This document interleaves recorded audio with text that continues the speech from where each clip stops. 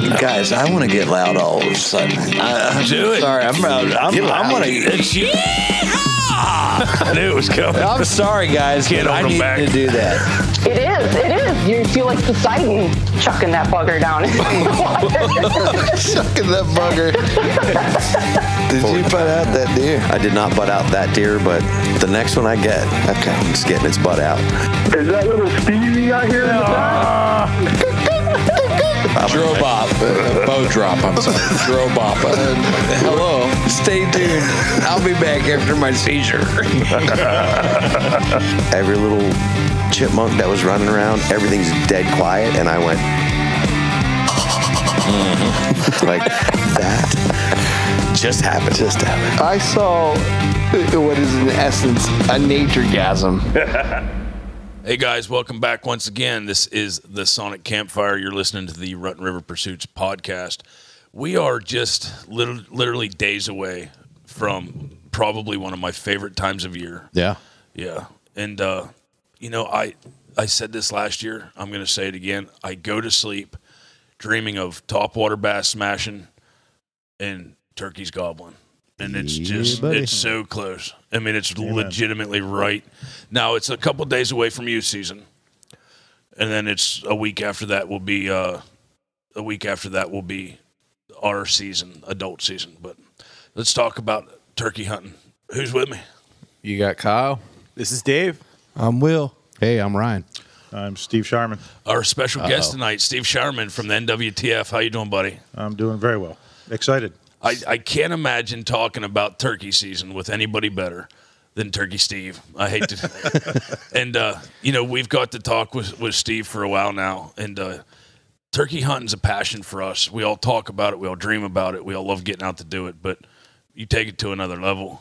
And, we're real proud of everything that you guys do at the NWTF. But you personally tonight, I know that when you go to sleep, you hear them gobbles too. No, you have no idea. Yeah. It's like a nightmare, actually, I think. Sometimes it's called an addiction. Ryan has it now with bass fishing. Uh-huh. Yeah. But, so the turkey thing runs deep, though, and Steve, I can sense it. Oh, it does. Yeah. So does the bass thing, to be honest with you. That's good, though. Real quick. So last year, my observation of turkey season last year was we had a fairly warm spring. Very. And wet. And a fairly warm and wet spring. And I honestly think, I was driving in April home and seeing birds strutting in fields almost a month, if not a month before turkey season. At least. And I had a really rough turkey season to have any kind of response, real response from gobblers. A couple gobblers off the roost, but nothing that was like, he's coming. Mm-hmm. So I think that we hit it a little late last year. However, in Pennsylvania, central Pennsylvania right now, South Central, this year we've had legitimately cold, wind, snow, rain. Are you telling horrible weather for turkey season? Are you telling me because of turkey season last year, Catfish, that you brought this 6-month winter onto us this year? This is your fault? I did the 6-month winter dance. It's working. Why would you do that? Because turkey season. Gobble later. Do you think that turkey season will be better this year, Steve? Absolutely. Yeah, it's got to be. I mean, I dabble. I'm not the level of turkey hunter that's around this table at all. So what you're saying is I'm very amateur. You may know more about turkey hunting than everybody in the room. No, that's typically what happens. What you say. This is not at all. He's relatively new to turkey hunting. I might get out once, twice a season, and it's normally just a nice day in the woods. Okay. So you go out on only the nice days. No, I'm saying being out's a nice day in the woods. It's not much hunting. Nicest. Yeah. So you only go the nicest day. Yeah, exactly. Fair weather turkey hunter. Yeah. But excuse me. Normally, I'm hearing from other Pennsylvania turkey hunters that they wish when they go that too, but no, they want the season to be earlier in our spring.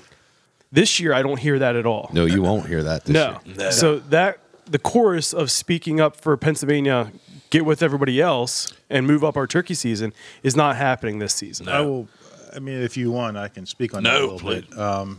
So we've had that conversation. We've had that conversation with our Pennsylvania Game Commission turkey biologist, Mary Jo Castellana, and our NWTF biologist, Mitch Blake. There's no science to back that up yet. We are looking at it. We have a elaborate wild turkey management plan, and we actually just funded a project between the Pennsylvania chapter, National Wild Turkey Federation, National, the North Carolina State University, Alabama Department of Conservation and Natural Resources, and Penn State to come up with a new, more scientific wild turkey management plan. I think the issue is in Pennsylvania, there's more turkey hunters than any other state. So we see a lot more of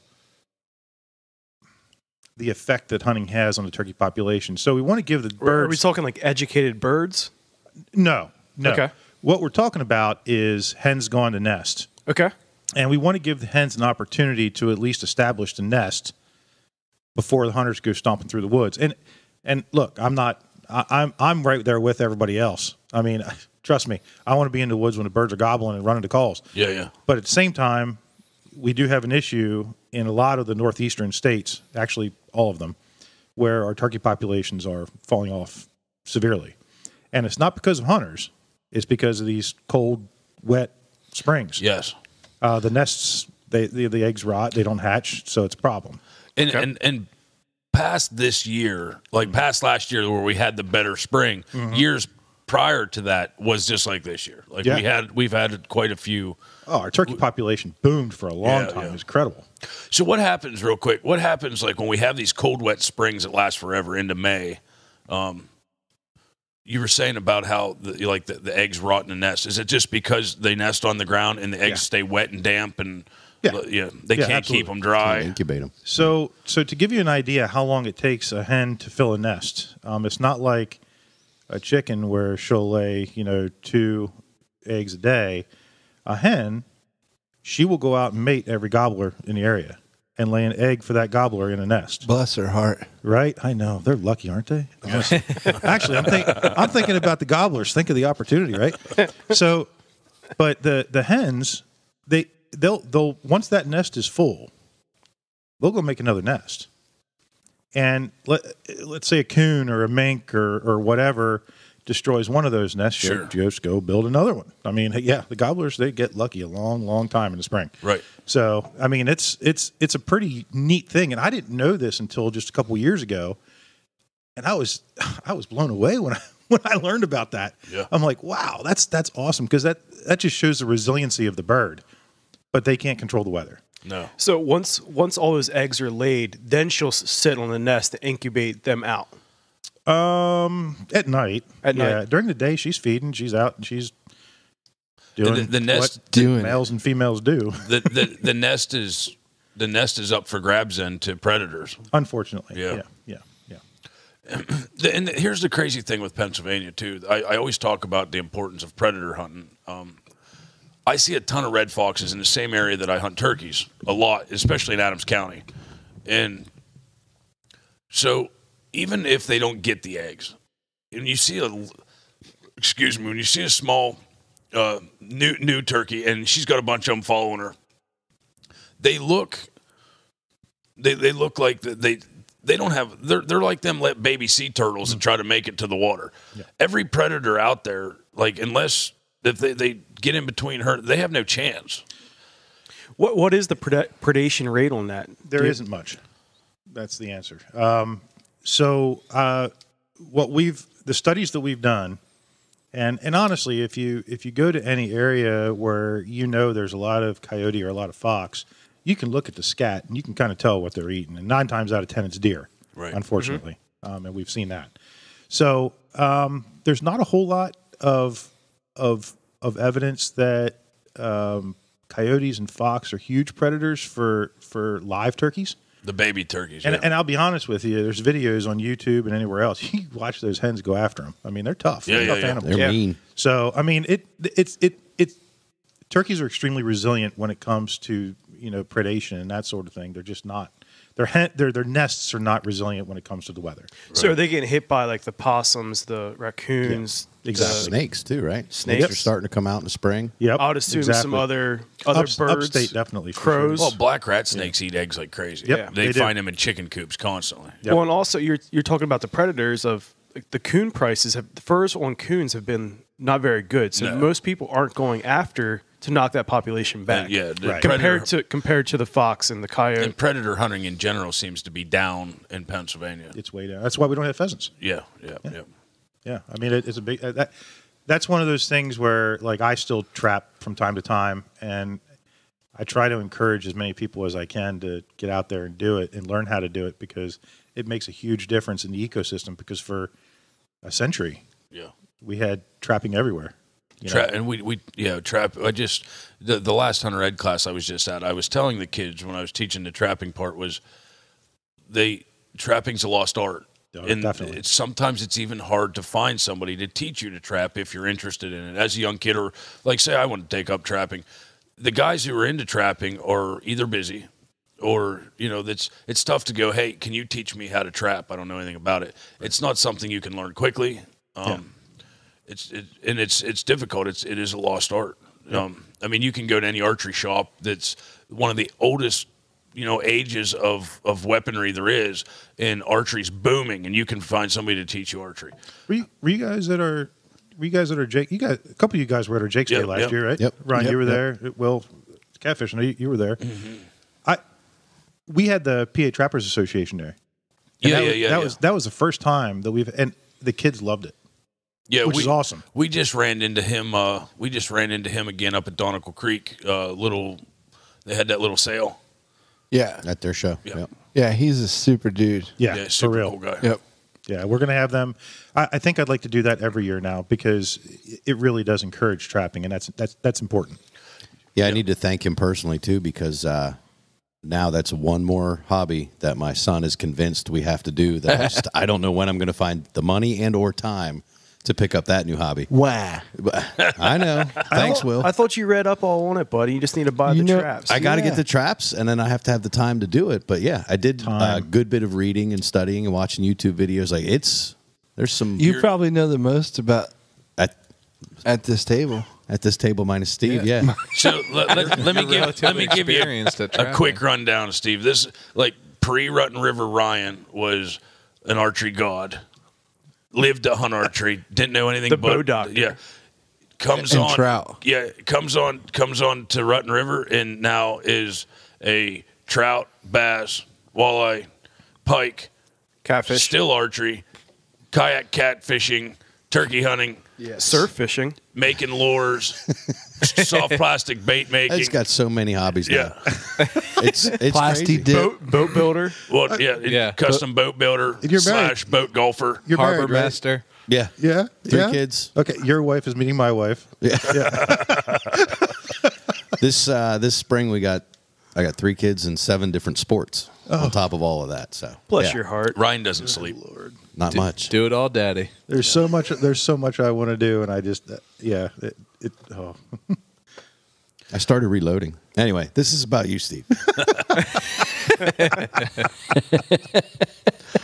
Well, oh yeah. So thanks. By the way, that's all right. If you're a fly fisherman, I'm looking for somebody Andrew. to teach me. So We know a guy. We got a guy for that. yeah, I have 5 fly rods. I don't Andrew know how to use them. Is our buddy, the trapping buddy. Yeah. So thank you. Oh, Andrew. yeah. I'm sorry. I One more forgot to say his name. Did I not say Yeah, Andrew's we name? just said we knew a guy. Oh, my buddy Andrew. Yeah. We know a He's guy super who cool knows dude. a guy, Andrew Spittle. But I tell you what, seriously, the PA Trappers Association is awesome. The way they come out and help, Yep. and they'll be at Kinsey's Youth Day too. So Well, I want to get That's back cool. into how awesome this turkey season is going to be. But you brought something up that I want to bring up to our listeners because we've talked a little bit about it. But I want you to try to, because we were out helping you guys last year. Mm-hmm. Tell them about that Jake's Youth Day because I want them to hear more about that. Because if you don't know about this for your youngsters that may want to learn about trapping, even at our level, I learned something from Andrew Spittle. So you can, and at any age or any level, not only can you learn but have fun at that event. So yeah, the NWTF youth program is called the Jake's program, but because young turkeys called a Jake. And it's I just put that together. it's an acronym, and it actually does have meaning. It's Juniors Acquiring Knowledge, Ethics, and Sportsmanship. But we have youth days all throughout the state, well, all throughout the country. But our Jake's days, pretty much, we try, at least my chapter, we try to incorporate every aspect of the outdoors. And we've done, in the past, we had a Marine come and do navigation. We had the PA trappers this year. We do fishing, we do archery, we do turkey calling, of course, hunting safety. And fishing. Yep, and fishing, absolutely. And yeah, so I mean, it's a really, really good event, and the best part about it is it's free. Yeah, that speaks volumes to me to see the turnout of not only the kids showing up, but the parents that brought the kids that were watching, like in awe, to see you over there making custom turkey calls with the kids. I almost felt jealous as I'm standing on the hill catching bluegills going, I want to be down with Steve making turkey calls. Well, I was down at the archery area with Phil, and I had as many parents, asking me about what I was doing and showing the kids. And I let a couple of the adults step over the rope and come in. And I had an adult or two grab a fishing rod and try to catch a bluegill. So it was totally, I'm like, here, throw this water power. I remember going to those as a kid, and there was a demonstration on traditional soap making. No. The old time muzzleloader hunting. Like, we still do it. They still wear the garb, like the period correct muzzleloader hunting. Well, we do muzzleloader and axe throwing as well at all of our JPs. Love the axe. We have a YouTube video of us throwing axes there. That actually got my dad into muzzleloader hunting. Yeah. Awesome. From me going through and they had the demonstration, you got to shoot it, and my dad's like, that looks awesome. I want one. I have a good and friend. Then, so it does not only, like you're talking about catfish, it's not just encouraging the youth. No. The adults that are there are getting encouraged to try new things. Just to get them around it is what opens their eyes to go, this is something that I want my kids to get into. Like, look how happy they are. Well, one of the things that the NWTF is really focused on is creating new hunters. Because, I mean, just look at Pennsylvania alone, our the number of licenses sold is down. It's getting close to 50% now. So really, I mean, yeah. So and I heard that when I was down at the Hunter Ed course last month, whatever. Right, we're still number one. So we're number one. We're number one by volume. Yeah. Simply the best. I think traditions in Pennsylvania run like in the blood, like super deep, where that's keeping our numbers where they're at. Absolutely, I completely agree with that. And I mean, everybody's got hunting camps, and and like you said, the tradition. But as the urban sprawl comes out, and you get people coming in from other states. I mean, they need to be educated about our tradition and our heritage as well. Right. So they're bringing their kids to these events, but if they're bringing their kids and they're not a hunter, are those kids going to actually hunt? So what we try to do is offer a mentorship program as well for the kids. But beyond that is we want to educate the parents and try to get them out in the woods as well. Yep. My wife runs the Women in the Outdoors program, which is also part of the NWTF. We saw that at that Jake's Day too. Yep. Yes. Yep. So she's doing her first. We used to have a big, huge women's event at our chapter at Harrisburg Hunters and Anglers. This year, she's trying to get it kickstarted again, and we're doing a kayaking and fishing day at Memorial Lake State Park. Oh, wow. Yeah, Wait a minute. It's pretty cool. What date is that? I want to say July 28th. I think somebody just invited me to help with that. I think you did. But it wasn't you. It was somebody else that No, I'm is pretty sure it was me. associated. Oh, maybe it was you. Sure, it was someone. Oh, he's in. He knows a guy. At this table. I knew I heard about that. But again, and hey, if mom gets involved in fishing, the kids are going to be involved in fishing. I remember hearing there was a higher retention rate of children hunting If their mom hunts. If their mom hunts, Yes. it's almost like close to 100%. If there's a female in the household that hunts, yes, then it's more likelihood that the children are going to hunt and stay with it. and stay with it if the mom or the female hunts in the household. That's true. And actually, a crazy statistic is that nationwide, in terms of hunting licenses sold, the most new hunting licenses sold are female. Oh, that's good. Nationwide. Wow, that's good. So I mean, for of course, guys, there's a lot of hunting camps where women aren't allowed, which I completely disagree with. But I mean, who's going to cook? DK, you stop it. We're not cutting that out. That's enough out of you, Mister Chauvinistic pig. Bam.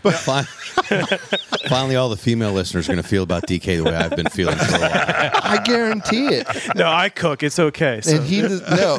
Well, I cook. They're covered up now, bud. Backpedal. That's because you make soap. Yeah, it happens. I'm just saying. Anyway, DK, don't ever do that again. But on a side note, when we had our hunting camp in Bellwood, there was no females allowed at camp for one reason, because there was a bunch of young guys there that kind of drank and played poker before deer season, and it just wasn't it was girls and kids. It's guys. Well, time. some of the camps, a lot of stinky men running around in underwear, filling generators with gasoline. It wasn't. 10 guys are sleeping in bunks. And now, but here's the wild thing: in today's world, there are hunting chicks. I have friends that are tougher than some of the guys I know. How many girls have we talked to that intimidate me? A little P comes out. 99.24. Yeah, pretty much all of them. Oh, they're all better. Am I just allowed to say that there's some tree stands that look pretty darn comfortable for a couple? Yeah. Well, they don't. The tree stands aren't getting smaller. That's for sure. But back to it. It is true. There's a lot of females getting into the outdoors. Absolutely. And even at this Jake's Day, I saw a lot of moms there that didn't just drop their kids off and leave. Right on. They followed along and was super interested. And we encourage that. Absolutely. That's what we want. So, I mean, and it's so important that, I mean, again, if you want the kids to be in the woods and mom and dad aren't involved, it's really hard to retain them as hunters. Yeah, absolutely. Especially with video games and all the other junk that kids have to do nowadays. You got to get them in the woods early or they don't get excited about it and pumped. I mean, I'm sure you guys are like me. When I was young and hunting season rolled around, man, it was like Christmas. Yep, it is. Yeah. So I think a lot of kids don't get to experience that. No, it's slightly different than it used to be for sure. And I think a lot of that, like Brad, our buddy from Span the Void, has the same concept. He has a very young boy, Liam, and he said to me, we want to go fishing, but I want to make sure he catches a good bit of fish. So tell me when fishing's hot. When's the crappie fishing hot? Because I want him to catch fish repeatedly, so that his first aspect of fishing, he gets ingrained. This is fun. Absolutely.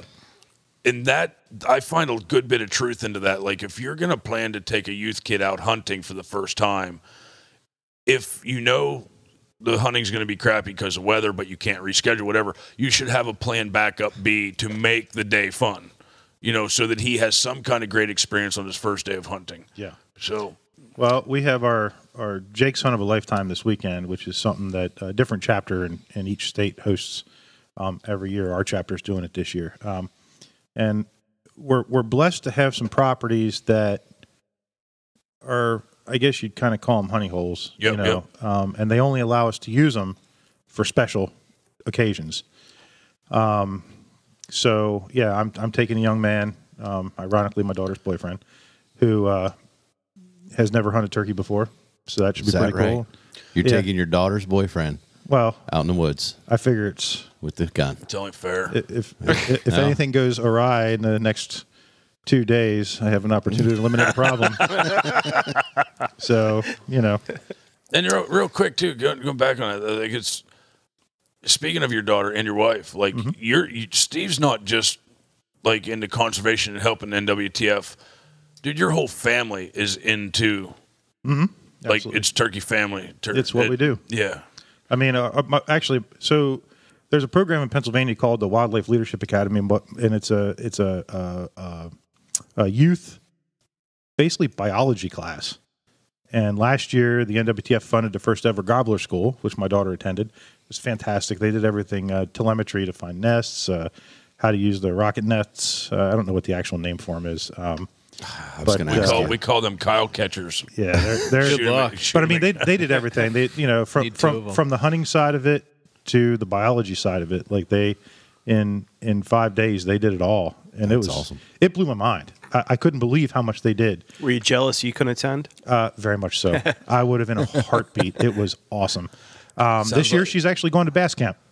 Oh, So yeah, so I'm hoping Where was that I couldn't like when I was a kid to sign up? They don't for? tell us about these things. I don't know where the whole thing started, but I know they do it in Texas too. I don't think every state has Texas it. is but- always better. Man. Yeah, but so anyway, that is. I mean, that's my daughter's goal. You're She on wants a to be roll. a biologist. But and my wife, she hunts turkey from time to time. Not every. She's got stuff she wants to do around the house too. I love but, her, man. She's the soul of the earth. Yeah. She's a hard worker too. Well, the best part is about being married to your best friend. you Yeah. know? So, Nope. I get that Yep. totally. Turkey season is probably the best 4 weeks me and Lacey have together all year. Yep. Absolutely. As far as being close to each other, and hanging out. Like and 60 yards away. 60 yards apart. Yep.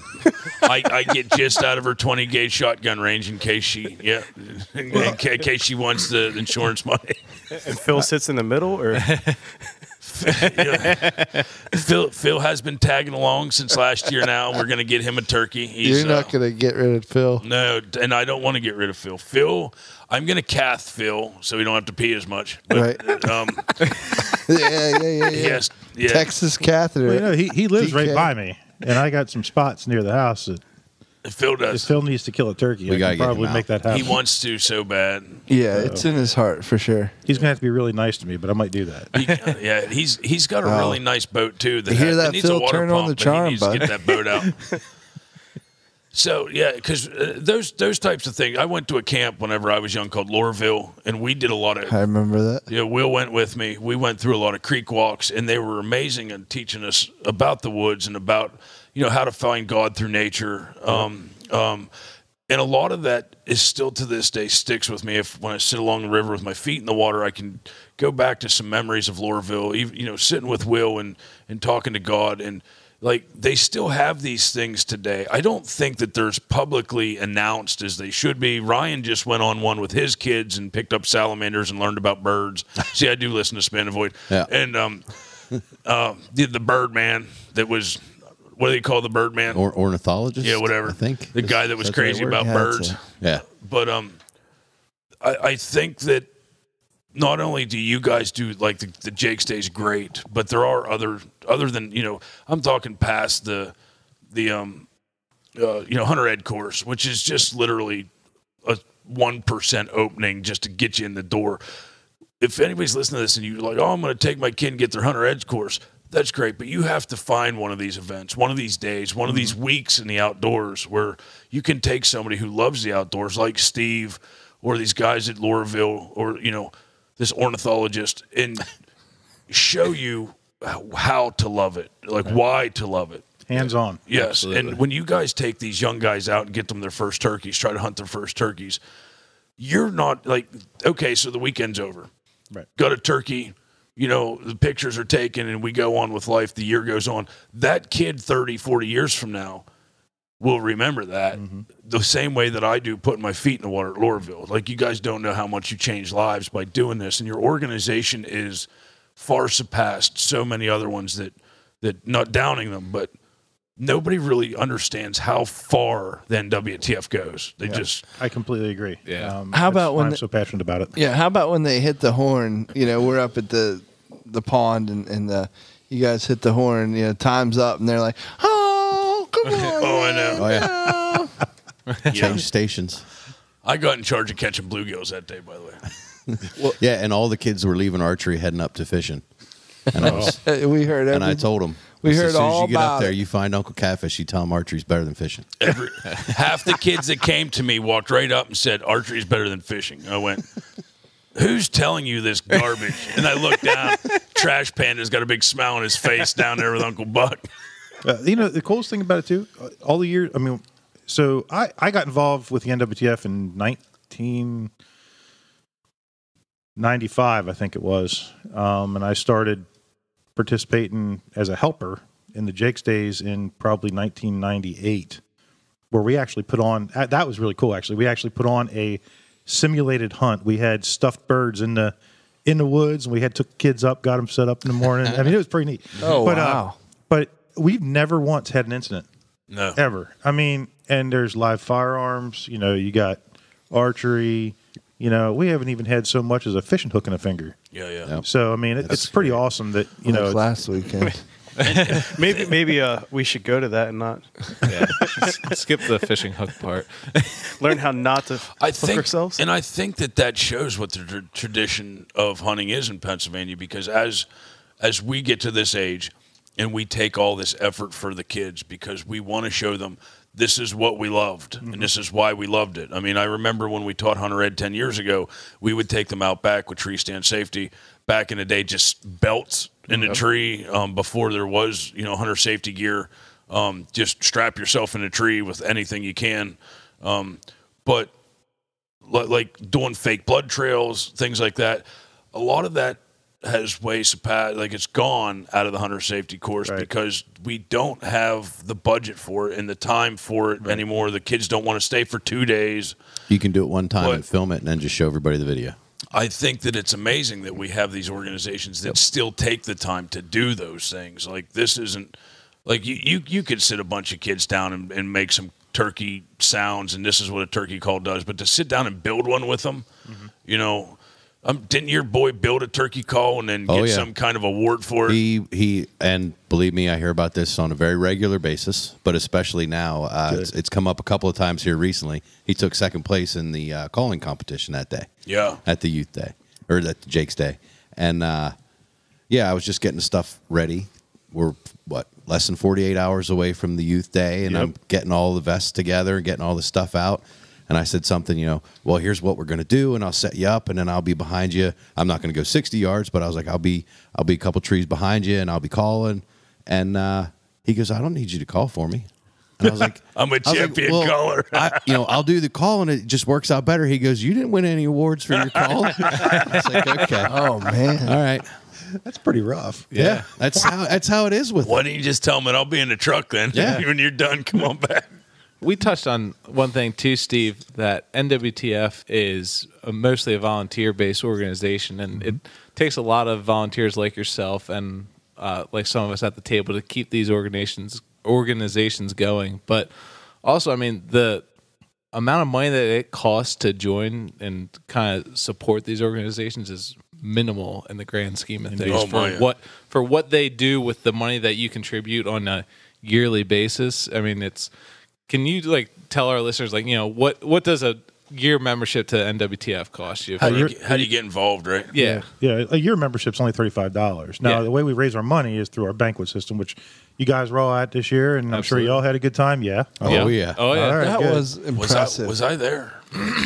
Yeah, you were there. You sure were, bud. No, I don't think he was there. I was eyeballing everything in that back room. I'm like, I'm just going to run away and take all this stuff with me. That's all right. You could be like me, and after I didn't win anything at the banquet, I went and bought it afterwards. So.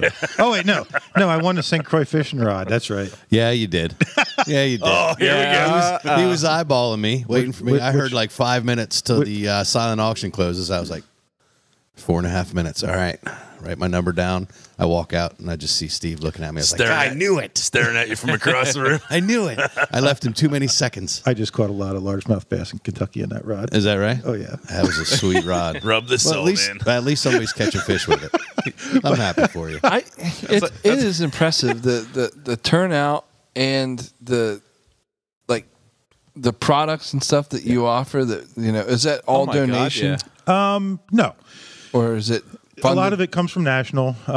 So it's a package we get from National for the banquet, and then and you guys are in E-Town, and you're very familiar with Kinsey's, and Kinsey's is my local chapter, the Stony Valley chapter. Kinsey's is our biggest supporter. Wow. They do incredible things for us throughout the year, not just for the banquet. I mean, Jake's Day, the whole Kinsey's works. Archery, and the distribution. Kinsey's Outdoors, yep. Mm-hmm. Kinsey's Outdoors. Now, who was the other fellow there with you? I'm sorry, I forget his name. The president guy that was back here walking stuff out with me.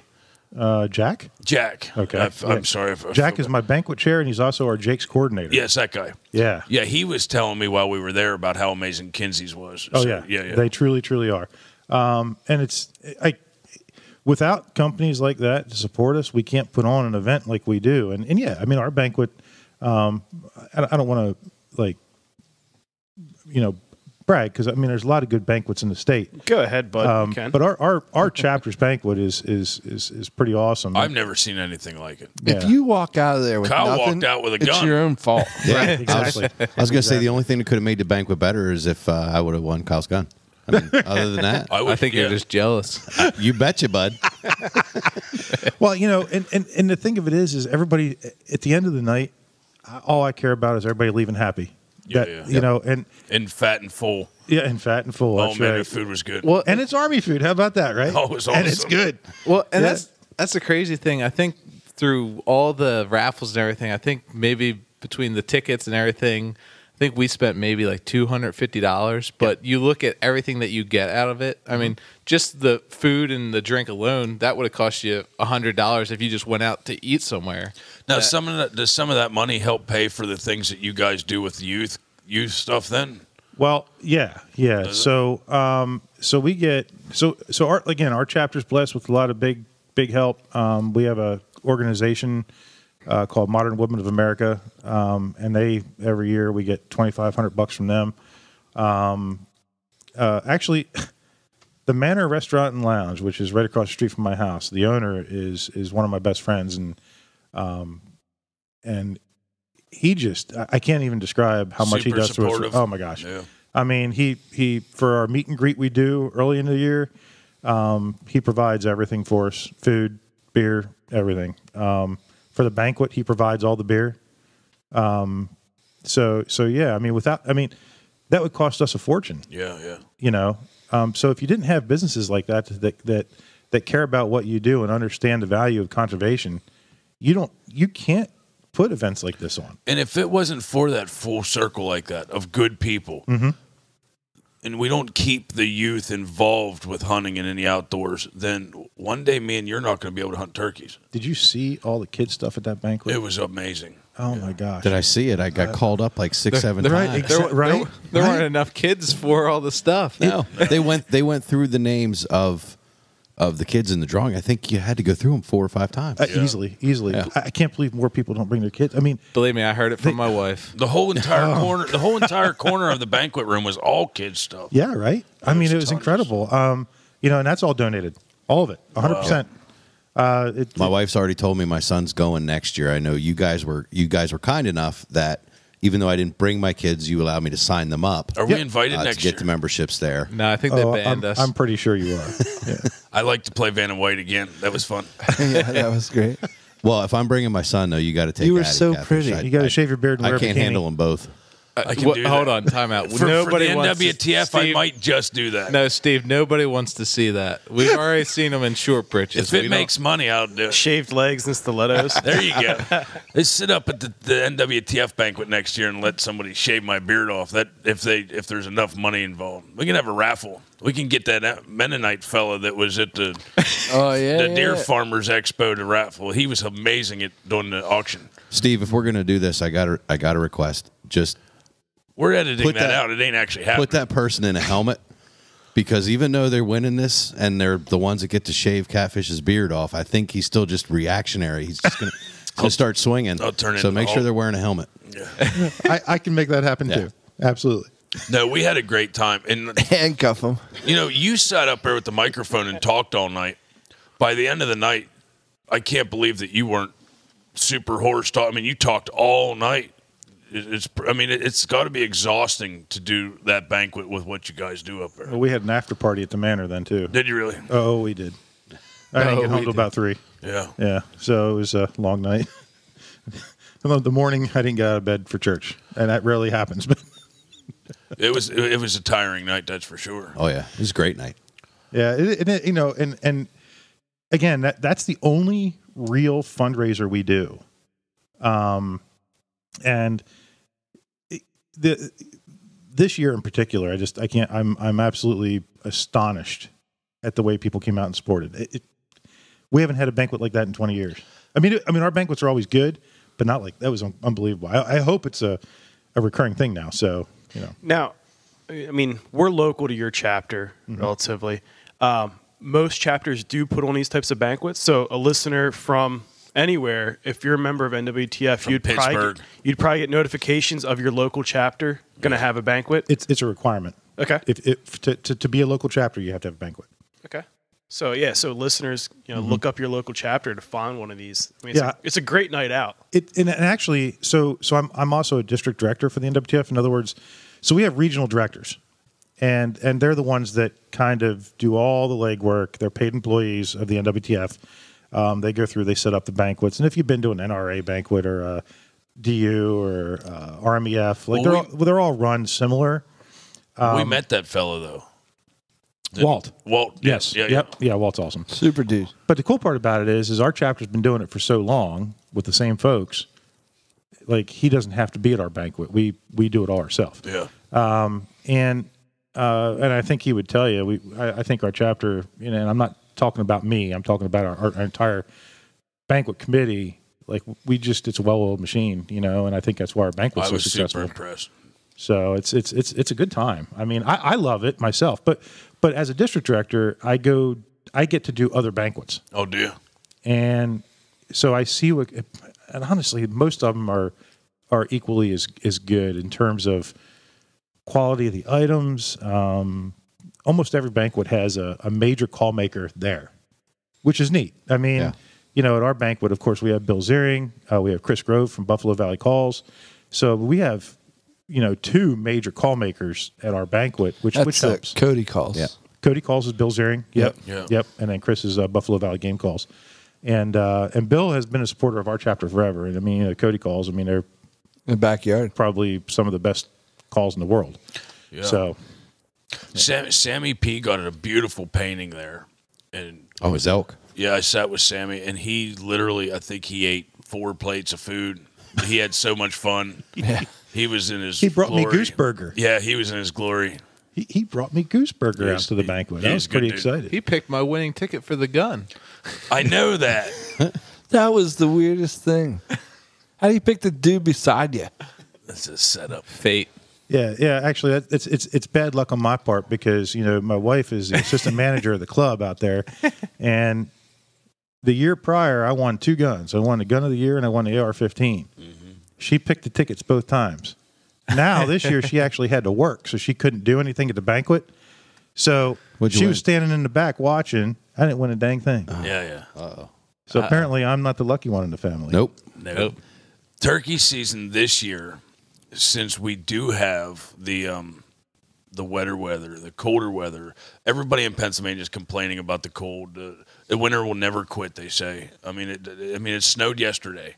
Yep. It was flurrying yesterday. It all should have flurried today. Right. And what are we? The 20th was today's 19th, the 20th of April, something like that. I like it. And I'm done with the miser weather. I honestly believe that come a week from now, so it's supposed to get in the 60s this weekend. Yep.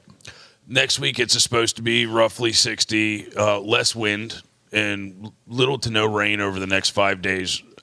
I think that the birds will come down, come out in the field, start to strut up a little bit, start to dry out, and get frisky, which then makes us, for the first week, hopefully the birds will be very reactive to the calls. I think the first 2 weeks of regular spring gobbler season is going to sound like the first day of buck season. I used to agree. sound at PA. I agree. I'm always excited for the first day of turkey season. Mm-hmm. This year more so than most because Absolutely. I knew last year from talking with our buddies in the turkey, just guys that love turkey hunting. For instance, like even Tracy called it last year. Tracy Grove said, turkeys are just not going to happen. It's going to be rough. Yeah. And I don't know many people that know that much more about turkeys than Tracy. This year I'm excited.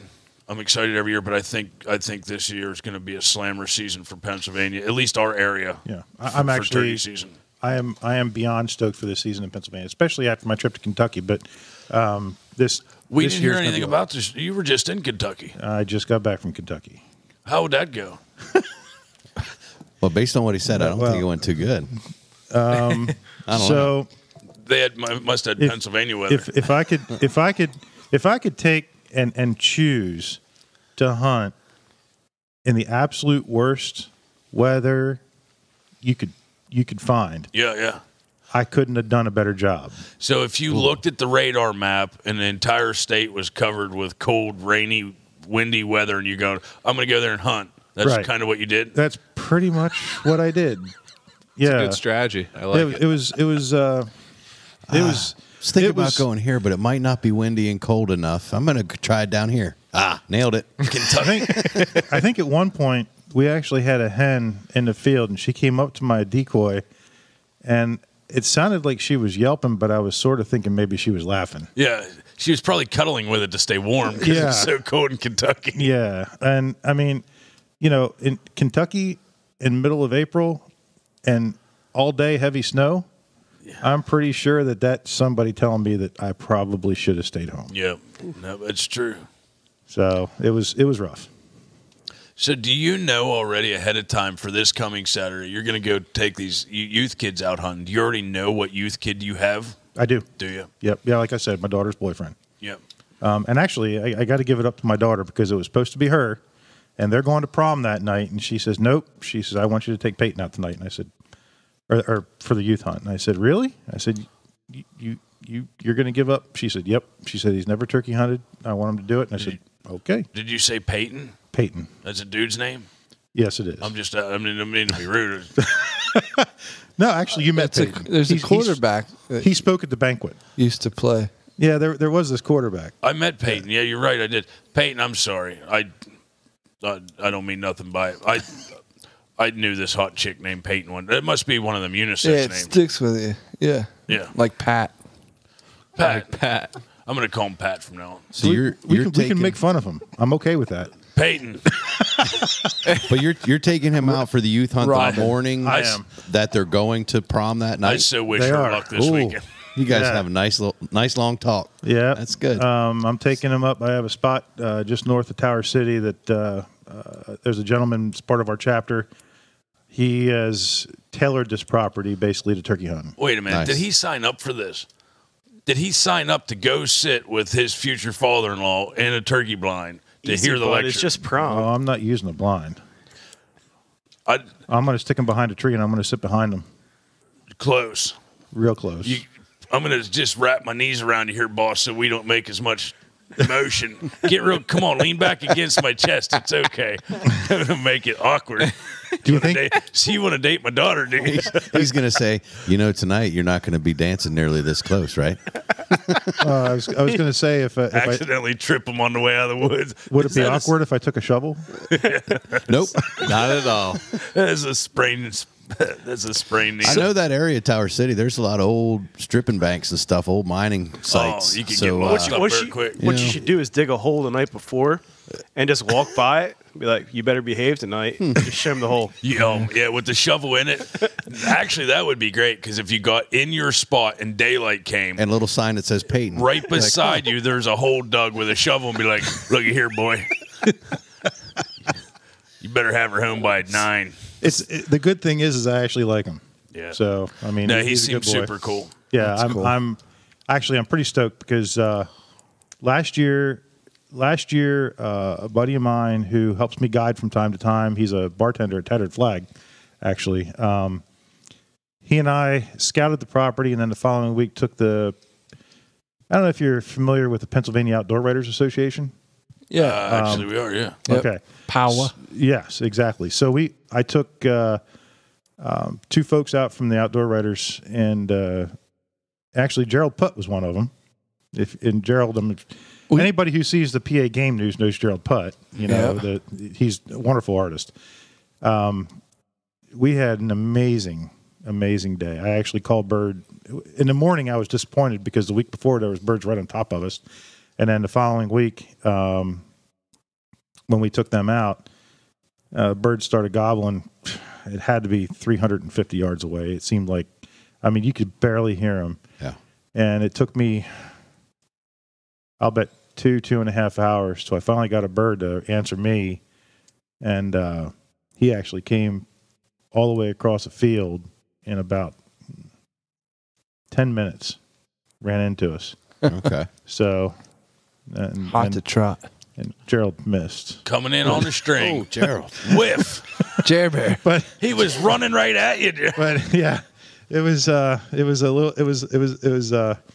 unfortunate, but it was a great. The experience was unbelievable because being a guide, and I do a lot of guiding. When nothing's gobbling, you start to get that panicky feeling. You know what I mean? And boy, when that bird finally started, when the gobble got closer, I thought, okay, at least now we got some action. And man, it was literally minutes. And that bird was right 25 yards right in front of us. I don't feel anything worse than that. When I take somebody turkey hunting, I've heard birds, I've hunted birds in this area, and I'd take a buddy hunting with me, and I'm like, yeah, come on, man. I know there's birds in this area. And 2-3 hours after daylight comes, and there's just nothing going on, and I'm going, dude, it was hot yesterday. I mean, it's like fishing sometimes. Should have been here yesterday. Should have been here yesterday, but it's a gut wrenching feeling because you that anymore. Almost look like a jerk. Well, I mean, so if we can go back to Kentucky for a second, yeah, you should have been there the week before. I got home around 4:00 on Tuesday afternoon. And my buddy, the property we hunted was one of my best friends growing up. He just moved down to Kentucky and bought a farm. Oh, that's cool. And he sent me a picture. It was about 60 degrees and sunny. Oh, of course. And there's birds standing right in the exact spot where I had my blind. I was going to say, they're on the back porch. They're right here. But no, that's the way it works. Had to chase those two off with the broom. Oh, so to say that I'm excited about Pennsylvania season opening, so I could forget about that. Yeah, that's an It's understatement. not quite as far of a drive to go. Yeah, right. Yeah. So, any tips and tricks? We're entering turkey season. Mm-hmm. It's the opening morning. What's a good basic game plan for a hunter in Pennsylvania? Well, number one, don't wear red, white, and blue. Yeah, actually, so it's important to know that because turkeys can see color. So, yeah, you don't want to wear something that stands out in the woods. But unlike Trash Panda, if you're scouting, don't call. It's just going to educate the birds to calling. Right on. Yeah. So, but can you use a locator call though while scouting? I don't. I just listen. Okay. But I mean, some guys do, and that's fine. And crow call early in the morning and owl call. Sure, if you want to get them to shot gobble while they're on the limb, absolutely. I'm not. I think I'm never going to claim to be an expert caller. It's just not something I aspire to be, really. But I think I'm good enough, and I don't overcall. So I tend to be very patient when I'm hunting. Less is more. Exactly. In the morning, when the sky starts to blue up a little bit, and right before you can, right as you're getting to the point where you can see, I might give a few light tree yelps, and just to see if I can get a bird to gobble on a limb, let them know I'm there, and then I shut up, and then once they hit the ground, if they're going nuts, and then I might get a little more aggressive, but I don't sit there and just constantly hammer a call. I'm not sure that I see a benefit in that because I try to mimic what hens do. And I spend a lot of time listening, and I actually record on my phone when if I have a hen in front of me talking, especially off the roost, I record it and I try to mimic that, and it's been successful. So I mean, I think it's a formula that works. Match the hatch. Yeah. Yep. So I just went there. So all those tips. You don't know a whole lot about fly fishing. I didn't even know that was a fly fishing term. I thought we'd just start saying that on the podcast. Is that about fly fishing? That's what I need to learn. Yes, it's about fly fishing. Oh, I'm sorry. Continue to go. So, correct me if I'm wrong. Those are really good tips if you've located birds on the roost. 90% of the times that would be great if you know where the birds are roosting. So, and you're trying to get in the area you think they roosted the next morning. What if you haven't located birds to roost? You're going in blind? So that's my problem. Every time. I have no clue where the birds Will's just walking in the woods in the dark going, pick a tree. A little bit of run and gun. Well, and honestly, if you're hunting public land, I'm very hesitant to recommend walking and calling on public land because especially if you're wearing red, white, and blue. I've hauled people. Well, not people. A guy out of the woods who was shot. Yeah, it's not. And it's. I mean, if you're on private land, okay. I mean, and that's the great part about private land. We've got guys coming in on our private land though too. That the guys will cross borders if they hear turkey calling. Oh yeah. So turkey they season's not something you want to run around and call with. But if you hear a bird way off and you're on public land, trying to cut that 50% distance, sometimes is going to be beneficial to make your hunt successful. But do it. Don't just pick your decoy up and run. Cover it with orange while you're walking. Put your orange hat on if he's 400 or 500 yards out and you just barely heard him. Yep. Do it safe. Don't yelp and walk. Steve's right. But I'm sorry. Go ahead. I mean, can you explain? Like some guys don't understand like the difference in the calls, and they'll walk into a female call. Exactly. Well, it happened to me and Will and Lacey. We were sitting in a blind, and we were calling. We had 3 birds gobbling their heads off at maybe a buck 10 away from us, just over a ridge. So we couldn't see them; they couldn't see us, but they were just over the hollow, working back and forth. Hung up, of course. Mm-hmm. They had to come 10, 15 more yards to see the decoy. Yep. Probably would have been over. However, we had a guy come walking in. This was after they stopped gobbling. A good while went by, and we did a couple yelps. And this guy was stalking us. Yep. Unless you are trying to cut the distance between you and a gobble, don't do it. Right. And I don't even like to say to do that, but if you practice and know what you're doing and you're on private land, you want to cut the distance between a really far out gobble and you're on a priest's property that you have permission to be on, and there's not supposed to be other people. Do it safely, do it quickly, absolutely, and reset up. However, yelping, purring, look it up. Female calling, do not chase it. It's a guy calling, right? Especially if you're like newer even to if turkey. It's a turkey, it's a dude. It's a dude. It's some guy calling because female turkeys don't call for 20 minutes straight. It's some other guy calling. I'd argue that, but you know what I mean. Yeah, I would not chase a yelp down just because you hear it. I had a yelling contest with a hen one year. I talked to her for about 45 minutes straight. Yep. Every sound she made, I repeated it. And I got aggressive. Don't get me wrong. Because she came in. She sounds hideous. Don't get me wrong. I get that. I see where you're going. No, I was just saying no. I'm just saying for somebody that's going into the woods and they hear turkey sounds, don't chase it. Yes. Don't chase it, especially over lines onto other properties that you're not supposed to be on because you think you're going to get lucky to kill a bird. If you hear hens talking to a gobbler and you don't know what you're listening for, that could be somebody calling to that gobbler. The important part about that, too, is that if you listen to hens in the woods, ain't a dang one of them sounds alike. They sound different. Yeah. And I'll give you an example. And actually, Ryan nailed it because last year we have a camp up in Clinton County. He always does that. And so good. And everything. Nailed it. A buddy of mine that I hunt with a lot, his name's Ben. He and I were walking, and we went down into a hollow.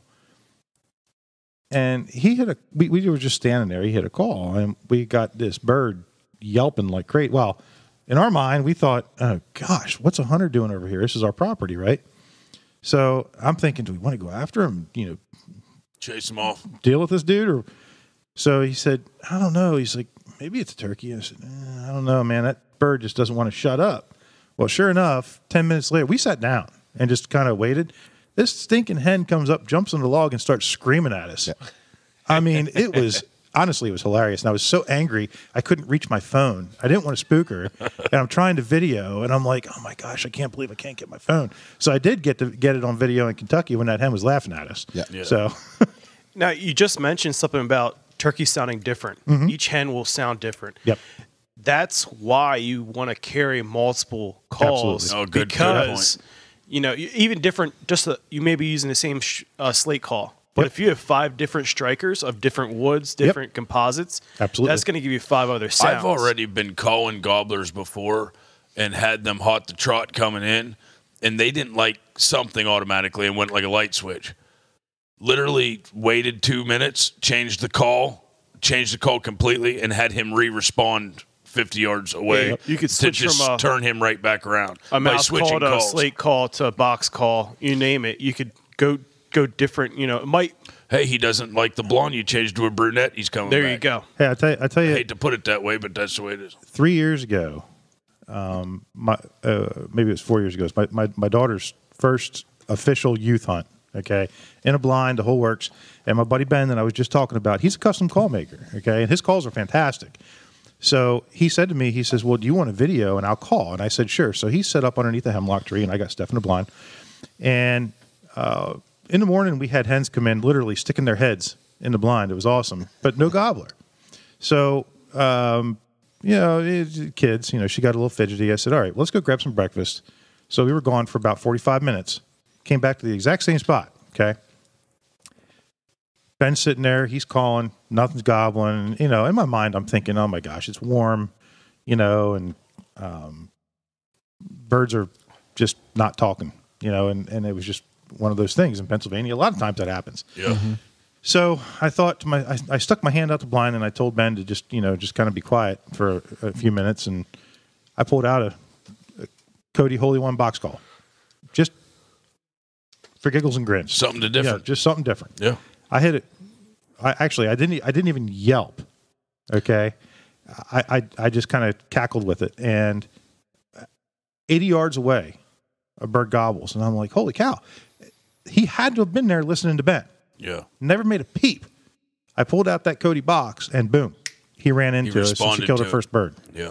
And so, yeah, I mean, it's funny because, admittedly, my wife does laugh at me. She thinks I'm a little ridiculous in my call collection. No. Because I have hundreds and hundreds of calls. And it's just... We could corner the market on eBay between Steve and Lacey. Oh, yeah. Yeah. Hers are all special edition, blah, blah, blah, blah, blah. Oh, my God. I love it when Lacey tells me. I had Rex Ruth. I had this guy. I had that guy make me another call. I'm like, yeah. It comes in the mail. I look at it. It's old Brazilian redwood. It's stained pink, and it's got her name engraved into the slate. And I'm like, what did you pay for this? She's like, wasn't much. I'm like, it doesn't look like it. Right on. It doesn't look like it at all. I'm actually a fan of Babinga. So, you familiar with that? Yeah. Yeah. Babinga, it just has a different sound than you hear in calls. That and Tigerwood both, yep. Yeah, both. Exactly right. Yep. Both of them are awesome. I just got a fancy Tigerwood call from Will. Got it for me this year from Tipton Creek. Made me a Tigerwood call. It's gorgeous. Yeah, and it does. It has a different. It's got a deep sound to it. Yep. Yeah. Yeah, this Jake's hunt we're doing this weekend. Yep. So all the kids get a call out of it. Yep. And so we had a combination. Chris Grove made 2 calls, and Put Rom from DNA Calls. The Roms are, again, kind of like Cody, nationally renowned call makers, and so they both made calls for the kids. So these kids are going to be spoiled rotten this week. Oh, absolutely. Very cool. One of the things that I would like to do, unfortunately, we're running up on time, but one of the things I'd like to do is, where I live, I only have a 3-day fall turkey season. Right on. And in parts of Pennsylvania, it's a little longer, whatever. I'd like to have Steve back this fall so that we could talk about this spring's turkey hunting. I'm happy to. I would like to have Abby. I want a big shout out to Abby. Love her. So do I. You're amazing. You're great.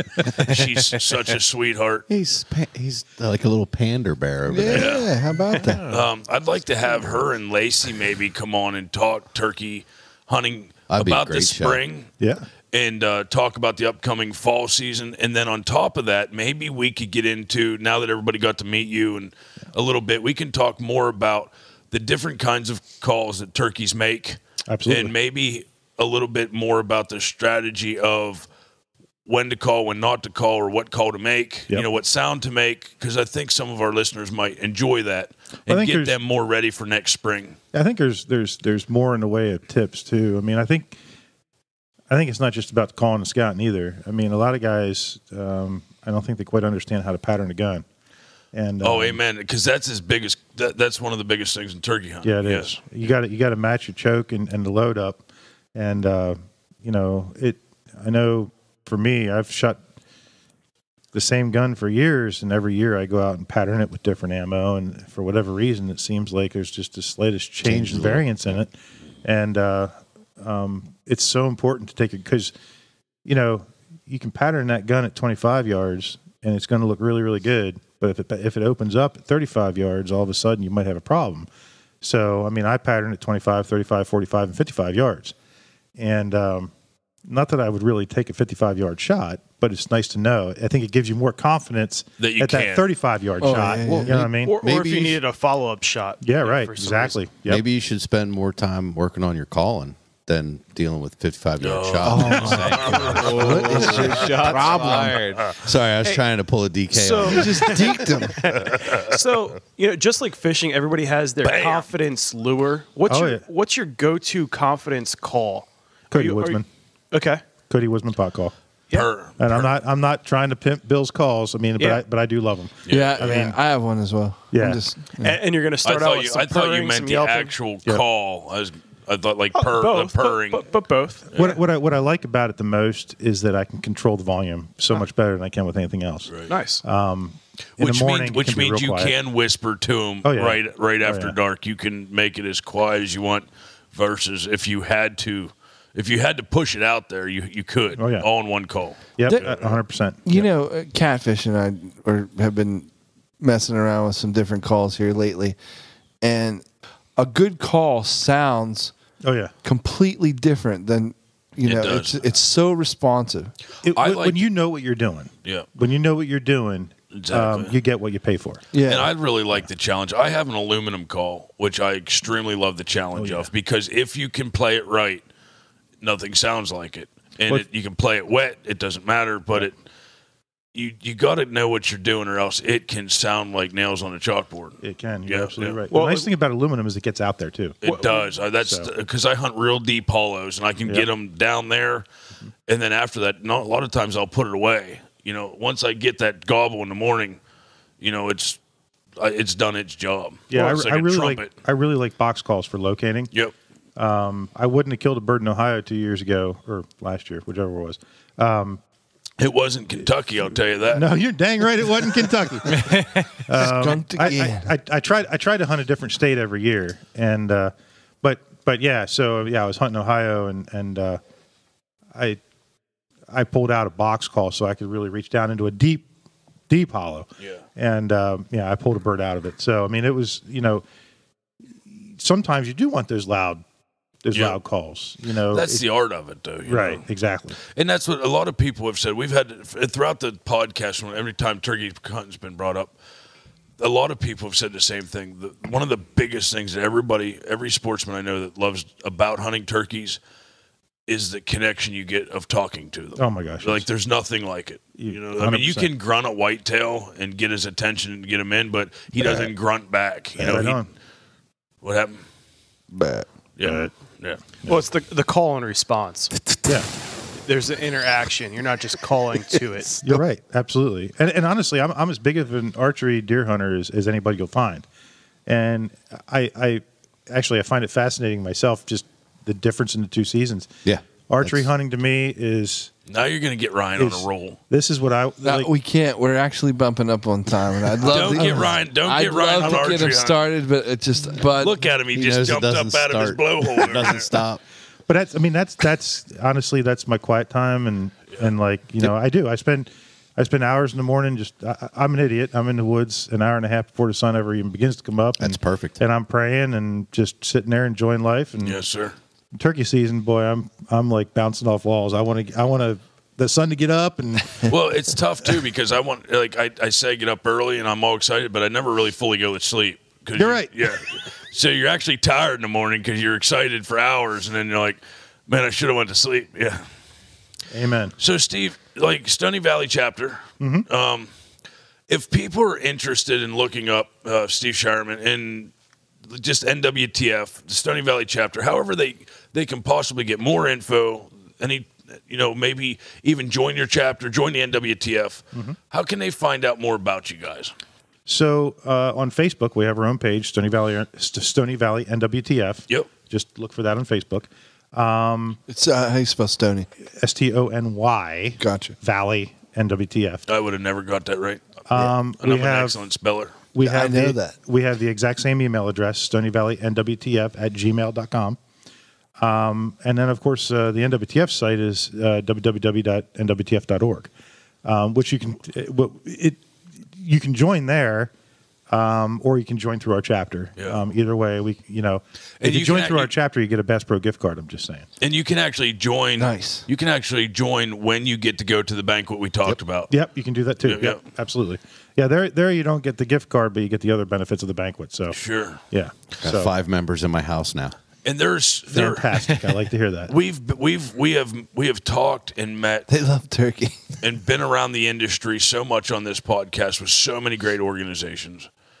If there's one organization, 2 organizations that you go out and something that you have to be a part of, something that I feel personally, as Uncle Catfish will tell you, I'd really like you to go out and support. One of them is the NWTF.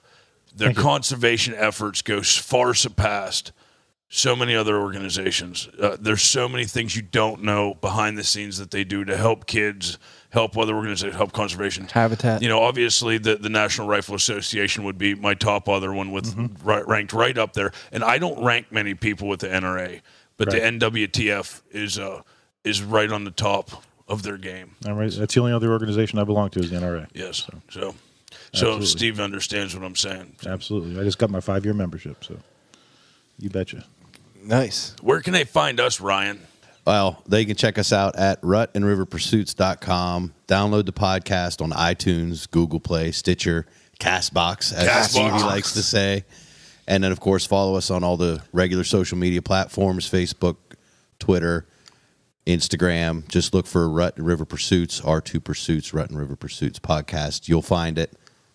Look it up. And don't forget to check us out on YouTube now. And our new website is coming out, so make sure down the road. Just get on it. Get on it. And Start clicking. Bam. Yeah. Hit the Google machine. Scroll through. Rut and River Pursuits. Yeah, well, you got to go right now. It's just rutandriverpursuits.com, and we're not ranking yet. So get on it, click on it. Get us something. You could do something for Stevie since he's not here tonight. Happy birthday.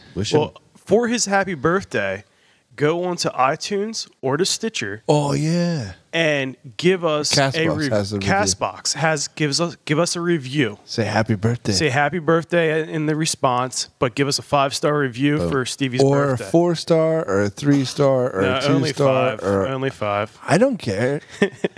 And it's for Stevie. It can be any star. and guys, don't forget we have an epic turkey hunting giveaway on our Facebook page. So go check out. Yeah, when this releases, we're about what? You're almost out of time. Yep. So, I'm in. Yeah, so make sure you, again, go check that out because it's quite the epic turkey giveaway. Turkey season's I'm just jealous days because away. I'm not eligible. It might be the best turkey giveaway this spring on social media. I haven't seen Is that anything because like I did it in my backyard by the creek or because of what we're giving away? Yes. Both. Oh, I thought you meant Everything. the video. I was pretty impressed. it. That's cool. That says Steve, a lot. Thank you so This much. dude bud. gives away Thanks, a lot Steve. of crap. Yeah, thanks for coming on, I Steve. really appreciate Thanks, you man. coming on, buddy. It was awesome. Absolutely. I was glad to be here. Good time. All right, guys. See ya. Rig 'em weedless. Happy birthday, Stevie. Bye, Stevie. Bye, Stevie. Kill some turkeys. That's it. Normally, I'm hearing from other Pennsylvania turkey hunters that they wish When they go, that too. But no, they want this. I'll be a couple trees behind you, and I'll be calling. And he goes, I don't need you to call for me.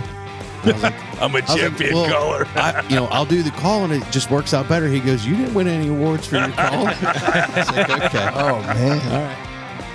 A lot of hunting camps where women aren't allowed, which I completely disagree with. But I mean, Who's going to cook? Oh, DK, you stop it. We're not cutting that out. That's enough out of you, Yeah, Mister. chauvinistic pig. Bam. Finally, all the female listeners are going to feel about DK the way I've been feeling for a while. I guarantee it.